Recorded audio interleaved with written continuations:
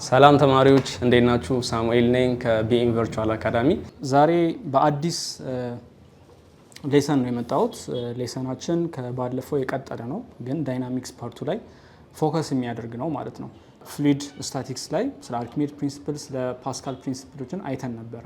ያ ፍሉይድ ስታቲክስ የምንለው ነው። ዛሬ ደግሞ ፍሉይድ ዳይናሚክስ፣ ያ ማለት ፍሉይዶች ሙቭ ማድረግ በሚጀምሩበት ጊዜ ፍሎ ሲያደርጉ ምን ይከሰታል የሚለውን ነገር እናያለን ማለት ነው። የዛሬው ኮንቴንቶቻችን ምን ምንድን ናቸው? ፍሉይድ ፍሎ በሚለው ውስጥ ስለ ስቴዲ ኤንድ ተርቢላንት ፍሎ እናያለን። ስለ ፍሎ ሬት፣ ስለ ኢኩዌሽን ኦፍ ኮንቲኒቲ እናያለን። ከዛ በጣም ኢምፖርታንት የሆነ ቶፒክ ደግሞ አለን፣ ሴፍቲ ኤንድ ሃይ ፕሬሸር ሲስተም። ከሴፍቲዎች ጋር የተያያዙ ቶፒኮች አሉ፣ እነሱ እናያለን። እሱ ውስጥ ሃይ ፕሬሸር ሲስተም፣ ሴፍቲ ፎር ሃይ ፕሬሸር ኢኩዊፕመንት የሚሉትን ኢምፖርታንት የሆኑ ቶፒኮችን እንዳስሳለን። ስለዚህ ከመጨረሻው ድረስ አብራችሁ እንድትከታተሉ እጋብዛችኋለሁ። የዛሬው ኦብጀክቲቫችን ምንድን ነው? አት ዘ ኤንድ ኦፍ ዲስ ሌሰን ከእናንተ የሚጠበቀው ስቲዲ እና ተርቢላንት ፍሎ የሚባሉ ነገሮች አሉ። እነሱን በደንብ አድርጋችሁ መረዳትና ኤክስፕሌን ማድረግ ይጠበቅባቸዋል። ፍሎ ሬት ምንድን ነው የሚለውን ዲፋይን ማድረግ ይኖርባቸዋል። እንዲሁም ከኢኩዌሽን ኦፍ ኮንቲኒቲ ጋር የተያያዙ ኮንሰፕቶች አሉ። እነሱን ማወቅ፣ ኢኩዌሽኑ እንዴት ዴራይቭ እንደሚደረግ ማወቅ አለባችሁ። ሌላው ሃይ ፕሬሸር ሲስተም ምንድን ነው፣ እንደገና ምን ምን አይነት አፕሊኬሽኖች አሏቸው የሚለውንም በደንብ አድርገን እናያለን። ይህንን ሊስት ማድረግ ከእናንተ ይጠበቃል ነው። ሌላው ሃይ ፕሬሸር ሲስተሞች ምን አይነት ሃዛርዶች ወይም ደግሞ ምን አይነት ፕሮብሌሞች ያመጣሉ፣ እንዴት አድርገንስ ሶልቭ እናደርጋቸዋለን፣ ወይም እንዴት አድርገን ራሳችንን ፕሮቴክት እናደርጋለን የሚለውንም መረዳትና ኤክስፕሌን ማድረግ ይጠበቅባቸዋል ማለት ነው። ወደ ፍሉይድ ፍሎ ከመግባታችን በፊት እችን ብሬንስቶርሚንግ ኩዌስችን እኔ ጥያቄው ምን ይላል? ሃው ዱ ዩ ቲንክ ዊንድስ አር ፎርምድ ይላል። ንፋስ እንዴት ነው የሚፈጠረው እያላችሁ ነው።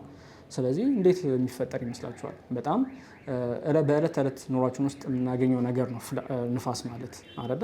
አንዳንድ ጊዜ ንፋሱ በጣም ኃይለኛ በሚሆንበት ጊዜ መንገድ ላይ እየሄድን ራሱ ንፋሱ አቧራ እያነሳ ፊታችን ላይ እንትን ይልብናል እና አንዳንዴም አስቸጋሪ ነው። አንዳንዴ ደግሞ በመጠኑ ደግሞ ሲሆን ደግሞ ደስ ይላል። ለምሳሌ ሲሞቀን ንፋስ ሲነፍስ ደስ ይለናል።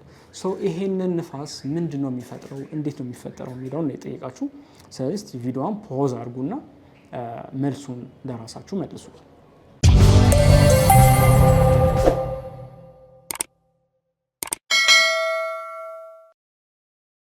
ኦኬ፣ ስለዚህ ምን ብላችሁ መለሳችሁ? ንፋስ ወይም ዊንድ የሚፈጠረው በምን ምክንያት ነው? በፕሬሸር ዲፍረንስ ምክንያት ነው። ያ ማለት በሆነ አካባቢ ላይ ያለው ኤር ፕሬሸር በሌላ ቦታ ካለው የኤር ፕሬሸር የሚበልጥ ወይ ደግሞ የሚያንስ በሚሆንበት ጊዜ ይሄንን የፕሬሸር ዲፍረንስ ተከትሎ የሚከሰት ሙቭመንት ነው ዊንድ የምንለው። በምሳሌ ሳስረዳችሁ ተራራ አስዩም አድርጉ። በጭንቅላታችሁ ውስጥ የሆነ ተራራ አለ ብላችሁ አስዩም አድርጉ። ከተራራው አጠገብ ደግሞ በጣም ሰፊ ለጥ ያለ ሜዳ አለ ብላችሁ አስቡ። ተራራው አካባቢ ያለው ኤር ፕሬሸር ከፍተኛ ነው ብላችሁ እስቲ አስቡ። ከዛ ሜዳው ጋር ደግሞ ፕሬሸሩ ሎ ነው። ንፋሱ ወይ ደግሞ አየሩ ከየት ወዴት የሚነፍስ ይመስላችኋል? ተራራው ሃይ ፕሬሸር አለው፣ ሜዳው ደግሞ ሎ ፕሬሸር የሆነ አለው። ከየት ወዴት ነው የሚነፍሰው? ከዚህ በፊት ስለ ዲፊውዥን ተምራችሁ ከሆነ በቀላሉ ትመልሱታላችሁ ብዬ አስባለሁ። ሁል ጊዜም ቢሆን ጋዝ ፍሎ የሚያደርገው ሃይ ፕሬሸር ካለበት ሪጅን ወደ ሎ ፕሬሸር ወዳለበት ሪጅን ነው። ስለዚህ ተራራው ሃይ ፕሬሸር ካለው፣ ሜዳው ደግሞ ሎ ፕሬሸር ካለው ንፋሱ የሚነፍሰው ከየት ወዴት ነው? ከተራራው ወደ ሜዳው ይነፍሳል ማለት ነው። ስለዚህ ንፋስ የምንለው የሚፈጠረው አትሞስፌራችን ውስጥ ያለው አየር ሃይ ፕሬሸር ካለው ቦታ ወደ ሎ ፕሬሸር ወዳለው ቦታ በሚንቀሳቀስበት ጊዜ፣ ዲፊውዝ በሚያደርግበት ጊዜ የሚፈጠር ክስተት ነው ንፋስ የምንለው። ሁለተኛው ጥያቄ ደግሞ አይሮፕላን እንዴት ይበራል እያለ ነው። አውሮፕላን እንዴት የሚበር ይመስላችኋል? መቼም አውሮፕላን የማያውቅ ያላየ ሰው አለ ብዬ አላስብም። አውሮፕላን በዕለት ተዕለት ኑሯችን ውስጥ ትልቅ አስተዋጽኦ ያለው፣ ህይወታችንን ያቀለለ ትልቅ ሴክተር ነው። አውሮፕላኖች እንዴት የሚበሩ ይመስላችኋል? አውሮፕላን እንዴት ነው የሚበረው? ከዚህ በፊት ባለፈው ሌሰን ላይ ያየነው አንድ ኢምፖርታንት የሆነ ኮንሰፕት አለ፣ ቦያንት ፎርስ የሚባል ነገር። ኦብጀክቶች ፍሉይድ ውስጥ በሚገቡበት ጊዜ ያ ፍሉይድ ቨርቲካሊ አፕዋርድ ኤግዘርት የሚያደርገው ፎርስ አለ ብለን ነበረ፣ ቦያንት ፎርስ። አሁንም ያ ነው አውሮፕላኑ እንዲበር የሚያደርገው። አውሮፕላኑ በሚበርበት ጊዜ አትሞስፌር ውስጥ ነው የሚበረው። ስለዚህ አውሮፕላኑ ከሚንቀሳቀስበት ከሚሄድበት አቅጣጫ በተቃራኒ አቅጣጫ ንፋስ ይነፍሳል።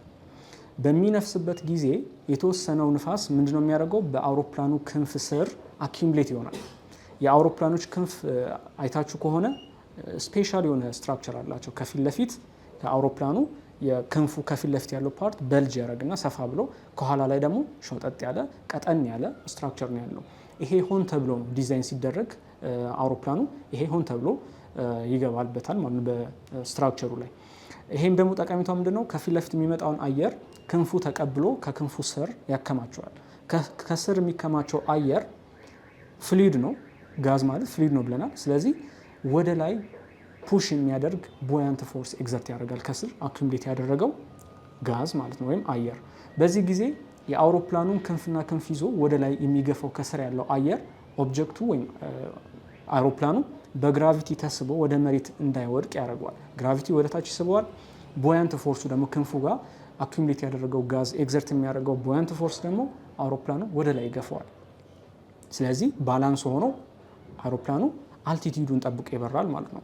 የአውሮፕላኑ ኤንጂን ጠቀሜታው ፎርዋርድ ትረስት መስጠት ነው። አውሮፕላኑ ወደፊት እንዲንቀሳቀስ ነው የሚያደርገው እንጂ ወደ ላይ እንዲበር አያደርግም። ወደ ላይ እንዲበር የሚያደርገው ክንፉ ላይ የሚፈጠረው ቦያንት ፎርስ ነው ማለት ነው፣ ወደ ላይ የሚገፋው ሰው። በዚህ ሜካኒዝም ነው አውሮፕላኖች የሚበሩት። ይሄ ቀጥታ ዛሬ ከምናየው ጋር እንዲሁም ባለፈው ካየነው ቶፒክ ጋራ የተገናኘ ስለሆነ ነው ይህን ጥያቄ ያነሳሁት ማለት ነው።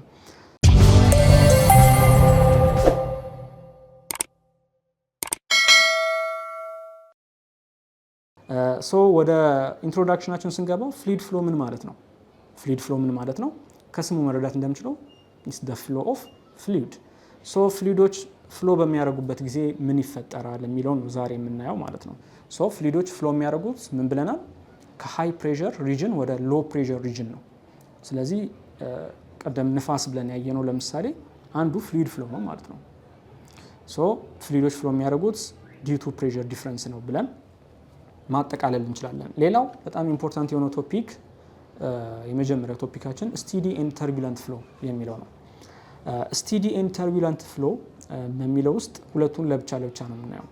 አንድ ፍሉይድ ከሃይ ፕሬሸር ሪጅን ወደ ሎ ፕሬሸር ሪጅን ፍሎ በሚያደርግበት ጊዜ የሚኖረው ፍሎ ስቲዲ እና ተርቢለንት ብለን ለሁለት እንከፍለዋለን።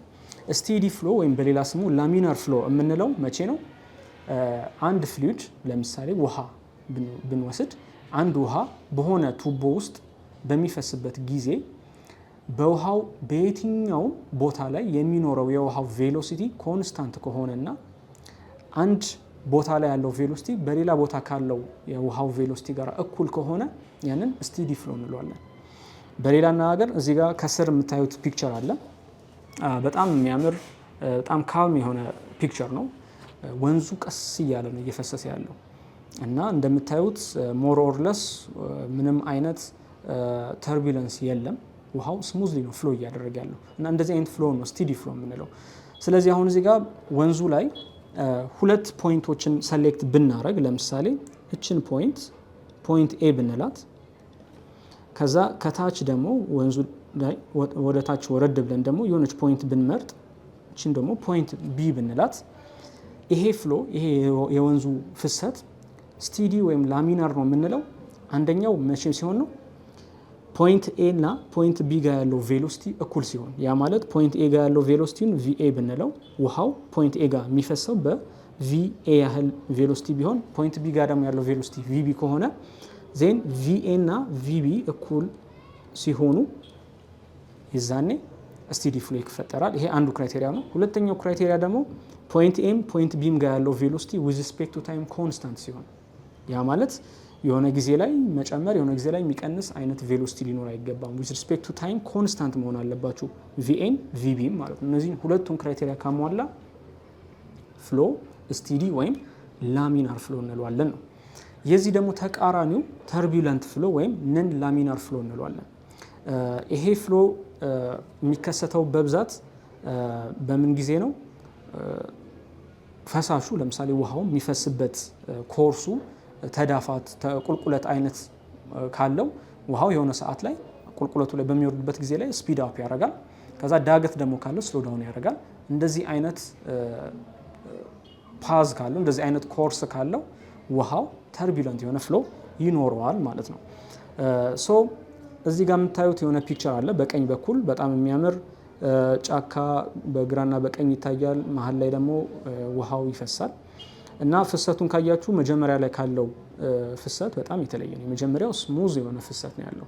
እዚህ ጋር ግን ያለው ግን ስሙዝ የሆነ ፍሰት አይደለም ያለው። ምክንያቱም የሆነ ቦታ ላይ ቬሎሲቲ ሃይ ነው፣ የሆነ ቦታ ላይ ስሎ ነው። ለምሳሌ እዚህ ሪጅን ላይ ካያችሁ እችኛዋን የወንዙን ፓርት ካያችሁ ተዳፋት አይነት ነው ያለው እና ያ ማለት ውሃው ምን ያደርጋል ማለት ነው፣ ቁልቁለቱን ሲወርድ አክሰለሬት እያደረገ ነው የሚሄደው። ሶ ቬሎሲቲ እየጨመረ ነው የሚሄደው ማለት ነው። እዚህ አካባቢ ደግሞ በሚደርስበት ጊዜ ሞር ኦርለስ ፍላት የሆነ ፓርት ነው ይሄኛው ፓርት። ስለዚህ ቬሎሲቲው ሞር ኦርለስ ኮንስታንት ሊሆን ይችላል። ከዛ ደግሞ መልሶ ደግሞ እዚህ ቁልቁለቱ ጋር ምን እያደረገ ይሄዳል? እየጨመረ ይሄዳል ማለት ነው። ስለዚህ እዚህ ጋር ያለውን ቪኤ ብትሉት፣ እዚህ ጋር ያለውን ቪቢ ብትሉት፣ ቪኤ እና ቪቢ እኩል አይደሉም። ዊዝ ሪስፔክት ቱ ታይምም ደግሞ ፊክስድ አይደሉም። የሆነ ሰዓት ላይ ሃይ የሆነ ሰዓት ላይ ሎ ሊሆን ይችላሉ ማለት ነው። ሶ ይሄንን አይነት ፍሎ ምን እንለዋለን? ተርቢለንት ወይም ደግሞ ነን ላሚናር ፍሎ እንለዋለን። ይሄ ለውሃ ብቻ አይደለም፣ ለማንኛውም ፍሉይድ ለጋዞችም ይሆናል ማለት ነው። ሲምፕል በሆነ ዲያግራም ደግሞ ስናየው እዚህ ጋር በግራ በኩል የምታዩት ፊገር ስቲዲ ፍሎ ነው ሪፕሬዘንት የሚያደርገው እና በስቲዲ ፍሎ ወቅት የፍሉይዱ ፓርቲክሎች ስትሬት የሆነ መስመር ተከትለው ነው ፍሎ የሚያደርጉት። ሶ እዚህ ጋር ቀስቶቹ እንደምታያቸው ስትሬት የሆኑ ቀስቶች አሉ። እነዚህ ቀስቶች የሚያመለክቱት የፍሉይዱ ፓርቲክሎች፣ ፍሉይዱ ለምሳሌ ውሃ ከሆነ የውሃ ፓርቲክሎች፣ ጋዝ ደግሞ ከሆነ የጋዝ ፓርቲክሎቹ ሙቭ የሚያደርጉት ሰርኩላር በሆነ ፓዝ፣ ስፓይራል በሆነ ፓዝ ሳይሆን ስትሬት በሆነ ፓዝ ነው ሙቭ የሚያደርጉት ማለት ነው።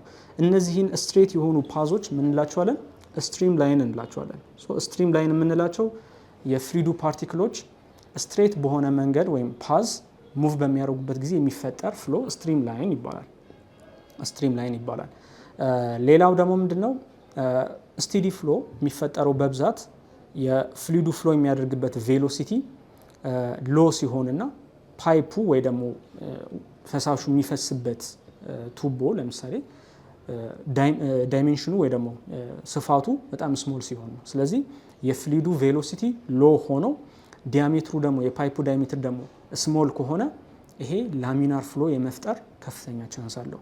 በተቃራኒው ደግሞ ተርቢለንት ላይ የፍሉይዱ ፍሎ የሚያደርግበት ቬሎሲቲው በጣም ሃይ ነው፣ ፓይፑ ደግሞ ዲያሜትሩ ምንድነው በጣም ሰፊ ነው። በዚህ ጊዜ እነዚህ ሁለቱ ኮምቢኔሽኖች በሚኖሩበት ጊዜ ፍሎ ተርቢለንት የመሆን ቻንሱ ከፍተኛ ነው ማለት ነው።